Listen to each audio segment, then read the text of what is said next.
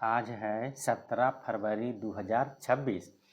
17 फरवरी 2026 का current affair करेंगे। सभी वनडे एग्ज़ाम के लिए इम्पोर्टेंट है। आप लोग नोट्स बनाइएगा और ध्यान से देखिएगा। फर्स्ट क्वेश्चन है आज का फर्स्ट क्वेश्चन है, भास्कर वर्मा सेतु का उद्घाटन जो है ये प्रधानमंत्री नरेंद्र मोदी ने किस राज्य में किया है? तो प्रधानमंत्री नरेंद्र मोदी ने अभी हाल ही में जो है भास्कर वर्मा सेतु का उद्घाटन किया है। तो ये कहाँ किया है? तो ये जो है ये गुवाहाटी असम में किया है। कहाँ किया है? गुवाहाटी असम में किया है। असम के गुवाहाटी में जो है ये भास्कर वर्मा सेतु पुल बनाया गया है। ये ब्रह्मपुत्र नदी पर है। किस नदी पर है? ब्रह्मपुत्र नदी असम में जो है उसी पे बनाया गया है भास्कर वर्मा सेतु पुल। उसका उद्घाटन जो है ये प्रधानमंत्री नरेंद्र मोदी ने अभी हाल ही में किया है। और इस पुल जो है भास्कर वर्मा सेतु पुल जो है भास्कर वर्मा सेतु पुल, इसकी जो लागत है ये लगभग आया है 3030 करोड़ रुपया आया है। कितना आया है? 3030 करोड़ रुपया इसके लागत आया है। और ये जो है उत्तरी गुवाहाटी एवं दक्षिणी गुवाहाटी को क्या करेगा? जोड़ेगा। ये जो भास्कर वर्मा सेतु पुल जो है ये उत्तरी गुवाहाटी एवं दक्षिणी गुवाहाटी को जोड़ने का काम करेगा, जिससे कि लोग को आने जाने में मतलब आसानी हो। और भास्कर वर्मा सेतु जो है ये नाम क्यों रखा गया है? इस पुल का नाम जो है ये भास्कर वर्मा सेतु क्यों रखा गया है?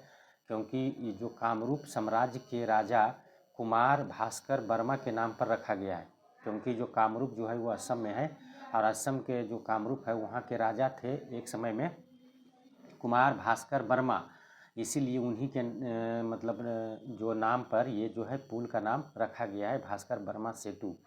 और ये साम्राज्य जो है असम में जो है ये 7वीं शताब्दी में जो था ये बहुत एकदम फेमस था, बहुत प्रसिद्ध राजा था, इसीलिए इनका नाम जो है ये रखा गया है।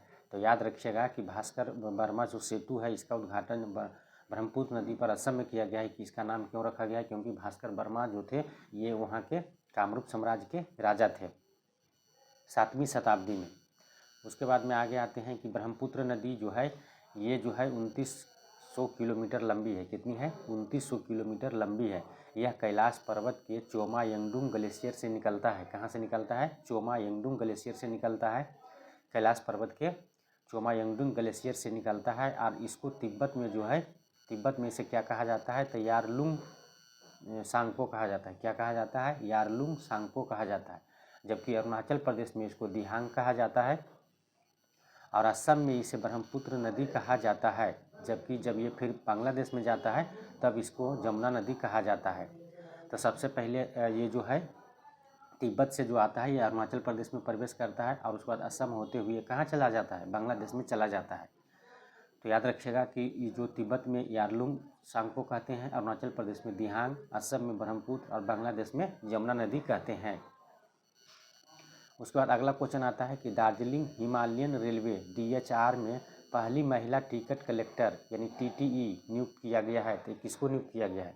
तो दार्जिलिंग हिमालयन रेलवे जो है ये सबसे पुराना है और यहाँ पे जो है ये सरिता योल्मो, क्या नाम है? सरिता योल्मो नाम है। इनको जो है यहाँ पे नियुक्त किया गया है टिकट कलेक्टर TTE नियुक्त किया गया है। अब ये टिकट चेक करेंगे।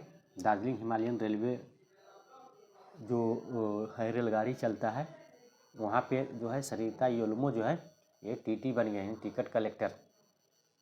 ये जो है पश्चिम बंगाल में न्यू जलपाईगुड़ी से दार्जिलिंग तक जो है ये 88 किलोमीटर तक जो है ये ट्रेन चलती है न्यू जलपाईगुड़ी से दार्जिलिंग तक। और ये है जो मात्र 2 फुट के नैरो गेज सिस्टम पर बनी हुई है। मतलब ये जो है पुराना सब बहुत पुराना है और 2 फुट के नैरो गेज जो था पहले सिस्टम उसी पे ये भी चलता है। इसी में जो है सरिता योल्मो को जो है ये टिकट कलेक्टर नियुक्त किया गया है। उसके बाद अगला क्वेश्चन आता है आज का क्वेश्चन नंबर 3। आज का क्वेश्चन नंबर 3 है कि बारबाडोस के लगातार तीसरी बार प्रधानमंत्री कौन बने हैं?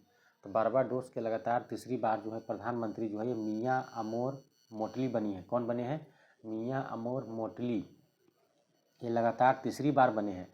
बारबाडोस जो है इसकी राजधानी ब्रिज टाउन है। कहाँ है? Bridge town. अब मुद्रा यहाँ जो चलता है बारबाडोस डॉलर चलता है। क्या चलता है? बारबाडोसी डॉलर चलता है। और बारबाडोस के जो राष्ट्रपति है ये है जेफरी बोस्टिक। कौन है? जेफरी बोस्टिक है। अब प्रधानमंत्री तो अभी नियुक्त हुए हैं तीसरी बार लगातार, ये तो बताए हैं, मियाँ अमोर मोटली। तो यहाँ से याद रखिएगा। और भी इम्पोर्टेंट क्वेश्चन है, इसको पढ़ लेते हैं। जापान के प्रधानमंत्री कौन बने हैं? तो ये बने हैं साने तकाइची अभी है वर्तमान में जापान के प्रधानमंत्री। इन्होंने जो है अभी जो है जापान में जो है अभी इलेक्शन हुआ था, संसदीय चुनाव हुआ था, उसमें साने तकाइची जो इनकी पार्टी जो है ये भारी बहुमत से जो है ये जीत हासिल की है, भारी बहुमत से जीत हासिल की है। उसके बाद अगला आता है कि मैक्सिको की पहली महिला राष्ट्रपति कौन बनी है? तो मैक्सिको की पहली महिला राष्ट्रपति जो है क्लाउडिया शिनबाम बनी है। कौन बनी है? तो ये बनी है क्लाउडिया शिनबाम बनी है। उसके बाद अगला है नामीबिया की पहली महिला राष्ट्रपति कौन बनी है? तो ये बनी है नेटुम्बो नंदी नदैतवा। कौन बनी है? नेटुम्बो नंदी नदैतवा।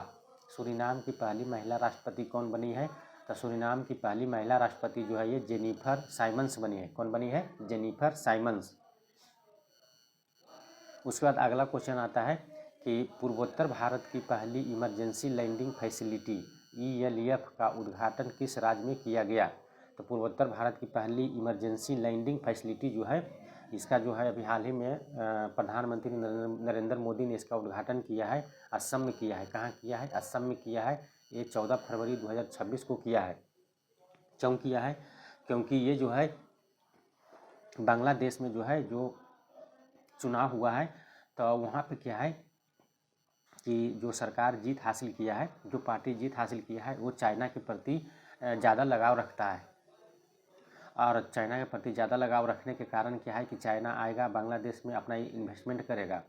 और भारत और चाइना के बीच जो है ये जो बाउंड्री है बांग्लादेश से चाइना के, वहाँ पे जो है सिलीगुड़ी जो है वो चौड़ा कम है, इसलिए वहाँ पे जो है तत्काल अगर कोई घटना घटती है तो उससे निपटने के लिए जो है ये जो है इमरजेंसी लैंडिंग फैसिलिटी का उद्घाटन किया गया है, ताकि भारत की कोई भी सेना है जो वहाँ पे इमरजेंसी में तुरंत एकदम जहाज से लैंडिंग करेगा और उस पर कार्रवाई किया जाए। तो इसके लिए जो है ये उद्घाटन किया गया है। ये जो है राष्ट्रीय राजमार्ग जो है NH 127 पर लगभग 4.2 किलोमीटर लंबी जो है इसी पे बनाया गया है। और यहाँ पे जो है बहुत सारे जहाज़ जैसे सुखोई 30 हो गया, ये सब को यहाँ पे लैंडिंग कराया गया है। और यहाँ पे राफेल हो गया, इसको भी लैंडिंग करवाया गया है और टेक ऑफ करवाया गया है। तो यहाँ पे जो है इमरजेंसी लैंडिंग बनाया गया है। उसके बाद में आगे आते हैं, ये कोई हवाई अड्डा नहीं है, इसको इमरजेंसी में बनाया गया है। हाँ, मतलब NH जो है 127 था उसी पे बनाया गया है। अगला क्वेश्चन आता है आज का क्वेश्चन नंबर 5। मिस्र में कितने वर्ष पुराने तमिल ब्राह्मी शिलालेख की पहचान की गई है? तो तमिल ब्राह्मी शिलालेख जो है इसकी खोज जो है ये मिस्र में किया गया है और ये लगभग 2000 वर्ष जो है ये पुराना है। इसको जो है यहाँ पे खोजा गया है मिस्र में। और तमिल ब्राह्मी लिपि जो है इसको ये जो है चेर और पांडे वंश जो था उस समय जो था ये बहुत प्रसिद्ध जो लिपि थी।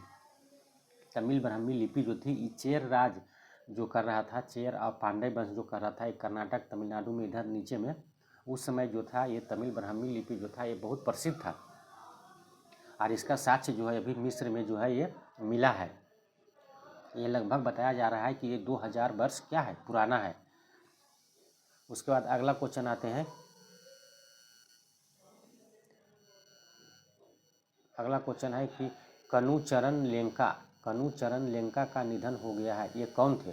तो कनुचरण लेंका जो थे ये पूर्व केंद्रीय मंत्री थे। क्या थे? पूर्व केंद्रीय मंत्री थे, ये कांग्रेस के मंत्री थे, पूर्व केंद्रीय मंत्री। ठीक है, इनका जो है कनुचरण लेंका इनका जो है हाल ही में निधन हो गया है। ये कांग्रेस के पूर्व केंद्रीय मंत्री थे।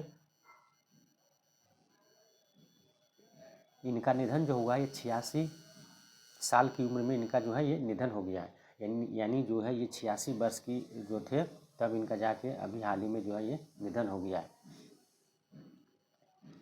ये पूर्व केंद्रीय मंत्री थे, कांग्रेस के पूर्व केंद्रीय मंत्री। उसके बाद अगला क्वेश्चन आता है क्वेश्चन नंबर 7। क्वेश्चन नंबर 7 है कि 2009 में किए गए जलवायु संबंधी फैसले को किस देश ने रद्द करने की घोषणा किया है? तभी हाल ही में जो है 2009 में जो एक सम्मेलन हुआ था, मतलब फैसला किया गया था जलवायु संबंधी, जो फैसला लिया गया था कि जलवायु परिवर्तन से कैसे निपटना है, तो उसमें जो है ये अमेरिका जो है उसको रद्द करने की घोषणा किया है। मतलब अमेरिका जो है उससे बाहर होने की घोषणा किया है।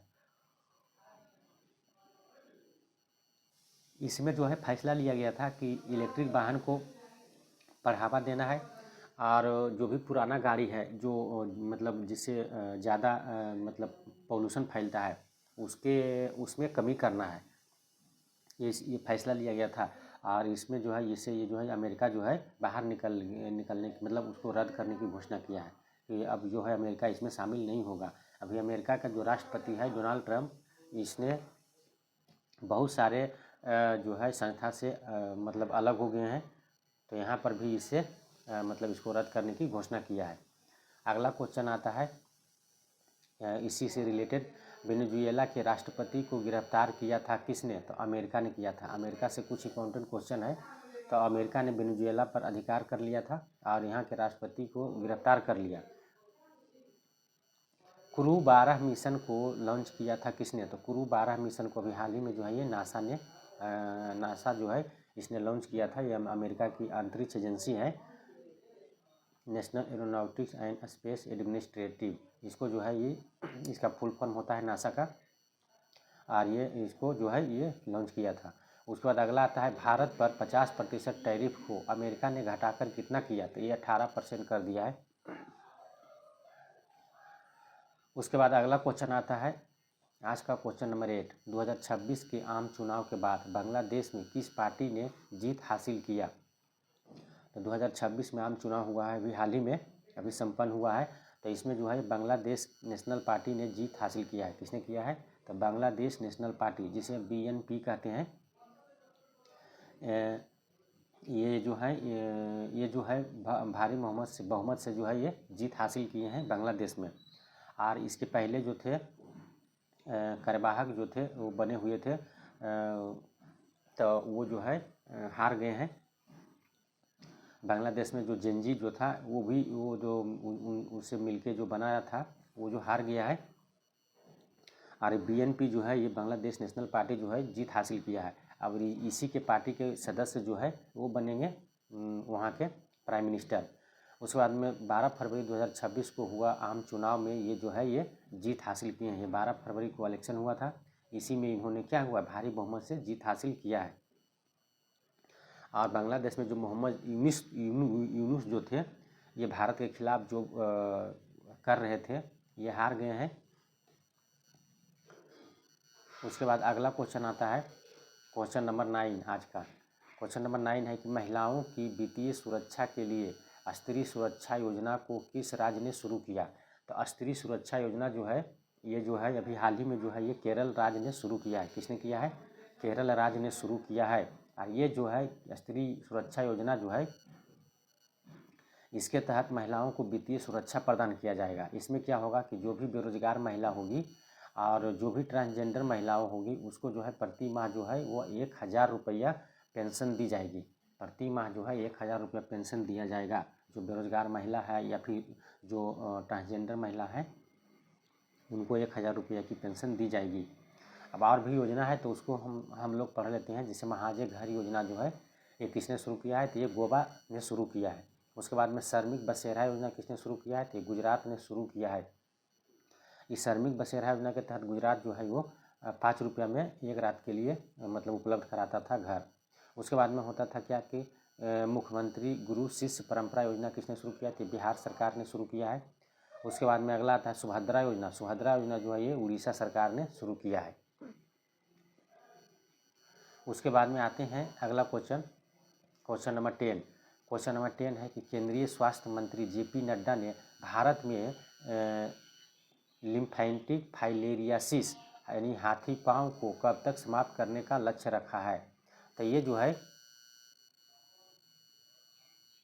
इसको जो है ये लिम्फेटिक फाइलेरियासिस जो है ये हाथी पांव जिसको बोलते हैं बीमारी है, इसको कब तक समाप्त करने का लक्ष्य रखा है? तो ये 2027 तक समाप्त करने का लक्ष्य रखा है।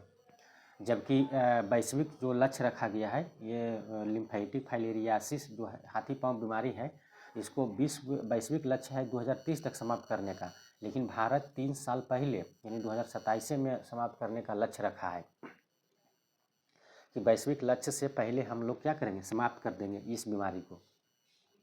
उसके बाद आगामी जो भारत का लक्ष्य है उसके बारे में कुछ जानकारी प्राप्त करते हैं। जैसे चंद्रयान 4 मिशन को कब तक लॉन्च करने का लक्ष्य रखा है भारत सरकार ने, तो चंद्रयान 4 जो है ये 2028 तक लॉन्च करने का लक्ष्य रखा है। उसके बाद में आइए, कपड़ा निर्यात को 3 गुना तक बढ़ाने का लक्ष्य जो है ये भारत सरकार ने कब तक रखा है, तो ये 2030 तक रखा है कि कपड़ा जो भी निर्यात हो रहा है उसमें 3 गुना बढ़ोतरी होगा। उसके बाद में भारत से मलेरिया मुक्त होने की घोषणा कब तक रखा है भारत ने, तो ये रखा है 2030 तक। कब तक रखा है, 2030 तक रखा है कि मलेरिया से हम लोग 2030 तक जो है ये मुक्त हो जाएंगे। आज का क्वेश्चन हो गया है, कल का क्वेश्चन अब जो है हम लोग रिवीजन करेंगे। उसके बाद में है कि एडीबी ने असम को बाढ़ प्रबंधन को मजबूत करने के लिए कितना ऋण को मंजूरी दिया है, तो ये 182 मिलियन अमेरिकी डॉलर का जो है ऋण उपलब्ध कराया है। किसने, एडीबी ने करवाया है। एशियाई डेवलपमेंट बैंक इसको बोलते हैं। ये ब्रह्मपुत्र नदी के पानी से असम में जो बाढ़ आता था उसी से निपटने के लिए जो है ये समझौता किया गया है, और इसके तहत एडीबी और असम सरकार के बीच में समझौता हुआ, और एडीबी जो है 182 मिलियन अमेरिकी डॉलर देने की बात कही है। एडीबी है तो ये जो है इसका फुल फॉर्म होता है एशियाई डेवलपमेंट बैंक। उसके बाद आगे आता है